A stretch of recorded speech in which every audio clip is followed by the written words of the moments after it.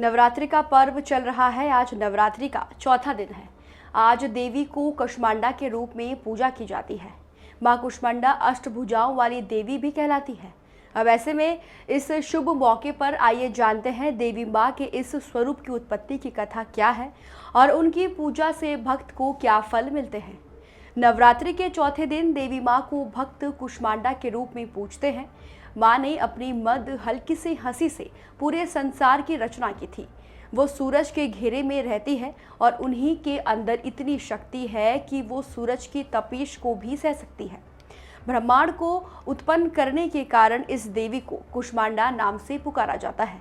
जब सृष्टि नहीं थी, चारों तरफ अंधकार ही अंधकार था, तब इसी देवी ने संसार की रचना की थी। इसीलिए इसे सृष्टि की आदिशक्ति भी कहा गया है। मान्यता है कि मां कुष्मांडा की पूजा करने से सभी भक्तों की मनोकामनाएं पूर्ण होती हैं और भक्तों को सुख सौभाग्य की प्राप्ति होती है। इसके साथ ही पढ़ने वाले विद्यार्थी यदि कुष्मांडा देवी की पूजा करें तो उनके बुद्धि विवेक में वृद्धि होती है। दुर्गा माता के चौथे रूप मां कुष्मांडा भक्तों को रोग शोक विनाश से मुक्त करके आयु यश बल और बुद्धि प्रदान करती है। मां कुष्मांडा की पूजा अर्चना करने से परिवार में सुख समृद्धि आती है और अगर अविवाहित लड़कियां मां की पूजा पूरे विधि विधान से करते हैं तो उन्हें मनचाहे वर की प्राप्ति होती है और सुहागन स्त्रियों को अखंड सौभाग्यवती होने का आशीर्वाद मिलता है। माता को भोग में पेठा अर्पित किया जाता है। इसके अलावा हलवा मीठा दही का प्रसाद चढ़ाना चाहिए। मां को प्रसन्न करने के लिए कद्दू की बलि दी जाती है। मां कुष्मांडा की पूजा के लिए भक्तों को सुबह उठकर स्नान कर मंदिर की साफ सफाई करनी चाहिए।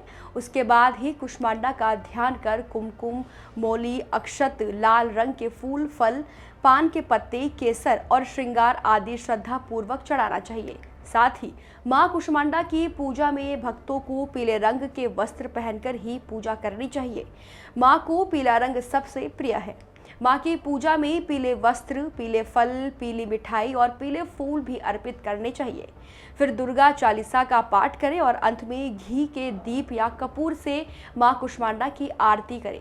पूजा के बाद मां कुष्मांडा के प्रसाद को स्वयं भी ग्रहण करें और लोगों में बांटें।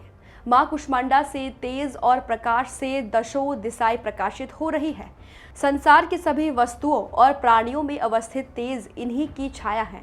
मां की 8 भुजाएं हैं। इनके 7 हाथों में कमंडल, धनुष, बाण, कमल, पुष्प, अमृतपूर्ण कलश, चक्र है। 8वें हाथ में सभी सिद्धियों और निधियों को देने वाली जापमाला है।